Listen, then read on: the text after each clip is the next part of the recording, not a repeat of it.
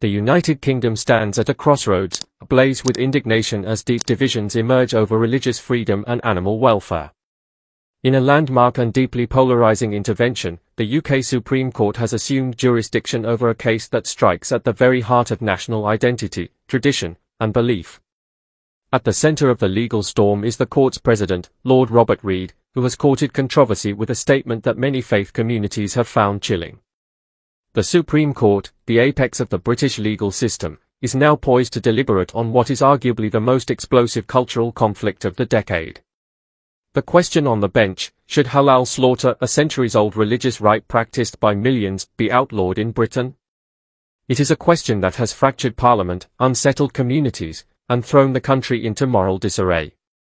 Animal rights activists, emboldened by a petition exceeding 100,000 signatures and a growing groundswell of public anger, are no longer content to whisper their disapproval.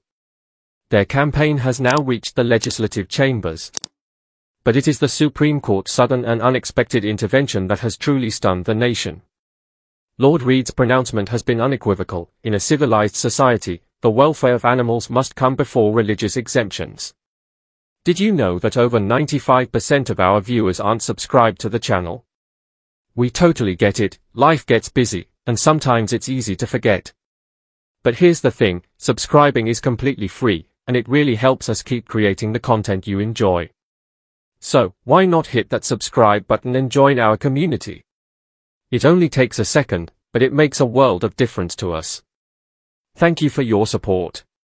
That statement, from the highest legal authority in the land, has sent shockwaves through Britain's Muslim and Jewish communities. To many, it signals a dangerous shift in priorities. A Christian majority court. A Christian majority parliament. And now, a religious practice under siege. So what sparked this legal and cultural upheaval? The halal method of slaughter, long practiced by Muslims, involves a swift incision to the animal's throat, performed without prior stunning, allowing the animal to bleed to death.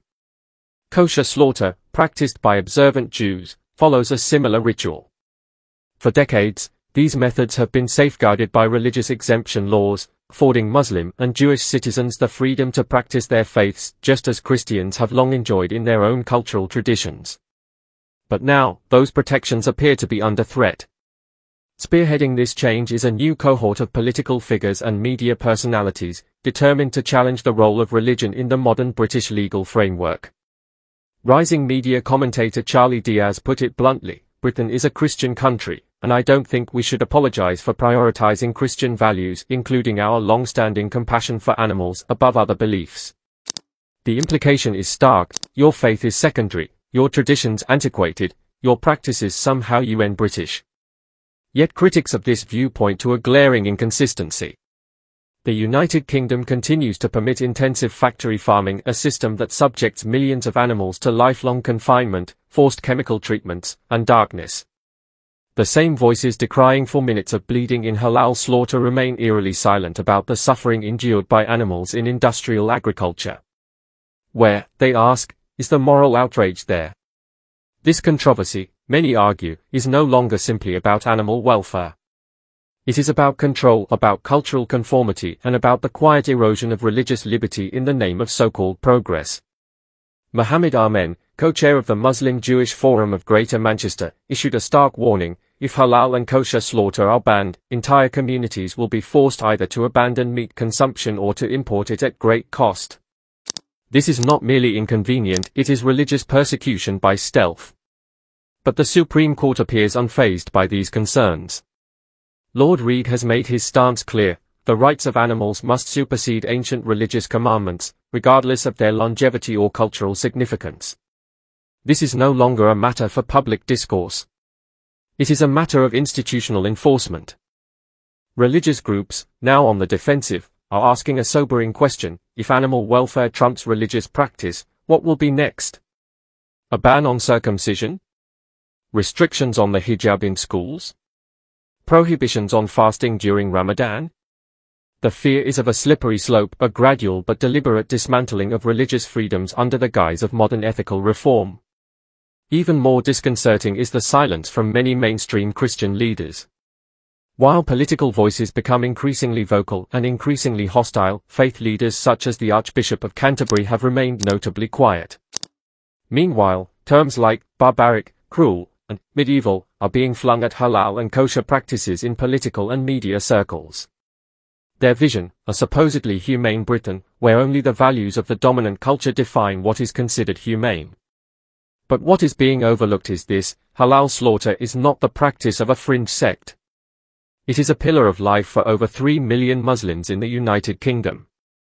Kosher laws are central to Jewish observance, rooted in traditions thousands of years old. To label these customs cruel is to brand the faiths themselves as cruel. To outlaw the practice is, in effect, to outlaw the identity. Still, the Supreme Court remains unmoved. Legal sources suggest a ruling could be handed down as early as next year. If the court upholds a ban, the precedent could reverberate far beyond Britain's shores. Across Europe, similar bans or restrictions are already in force in countries such as Denmark, Sweden, and Belgium. Now, under Lord Reid's gavel, the UK appears poised to follow suit. And herein lies the most troubling element. This is not a debate unfolding in mosques or synagogues, in town halls or community forums. It is a decision being shaped in elite courtrooms, far removed from the people whose lives it will most deeply affect.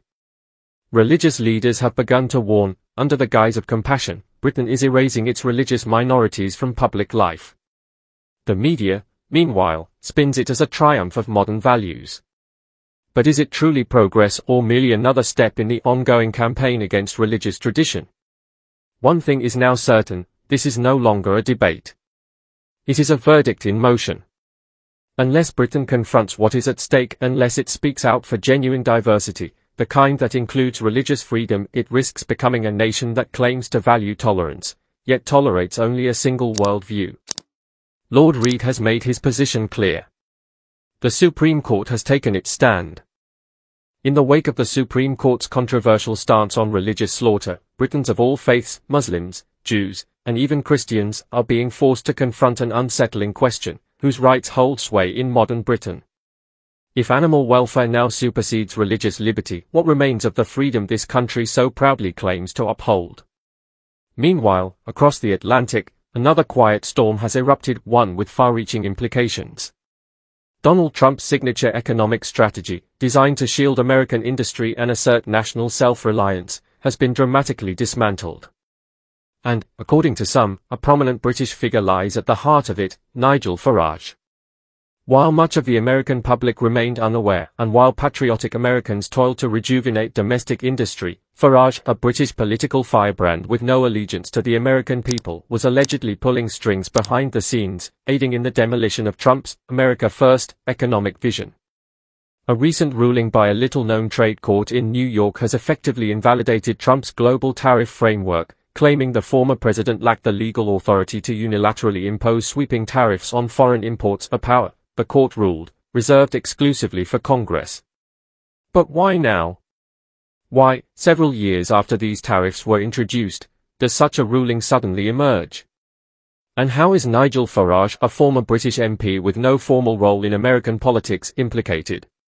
Sources familiar with the case suggest Farage has, in recent years, been cultivating discreet connections with American legal think tanks and policy lobbies. Through these back channels, it is claimed he helped steer influential legal allies toward mounting a challenge to Trump's trade policy, a challenge grounded in arcane language from a largely forgotten statute, the International Emergency Economic Powers Act of 1977. This same legislation has been curiously referenced by Farage in previous interviews, particularly when warning about executive overreach by American presidents. Mere coincidence? Many don't think so. Farage, who has long fashioned himself as a defender of national sovereignty and an opponent of globalism, is now being accused of doing the very thing he decries: interfering in the domestic affairs of a foreign nation, tipping the scales in favor of internationalist elites who favor open markets and weakened borders. And what was the result? Trump's tariffs were starting to yield dividends. They had brought China back to the negotiating table, generated substantial revenue for the US Treasury, and dealt a blow to countries accused of flooding the American market with cheap, exploitative goods. They were also striking a chord with the working-class electorate, people who had seen their industries gutted and their communities hollowed out. But for Farage and others, that was unacceptable. The tariffs threatened the globalist consensus, where multinationals thrive while domestic manufacturing crumbles. With this ruling, that old order is being quietly restored. The court's decision doesn't just undermine Trump, it threatens to unravel the economic gains made by American workers and sends a sobering signal to the world: even America's strongest defenses can be breached from within. Legal analysts point to the ruling's sharp language. The court deemed Trump's actions, ultra vires, beyond the scope of presidential authority. His tariffs, they argued, were unconstitutional. Yet critics are asking, where was this legal vigilance when Presidents Biden and Obama issued sweeping executive orders that, in some cases, devastated domestic industries? For supporters of Trump's trade policy, the answer is clear.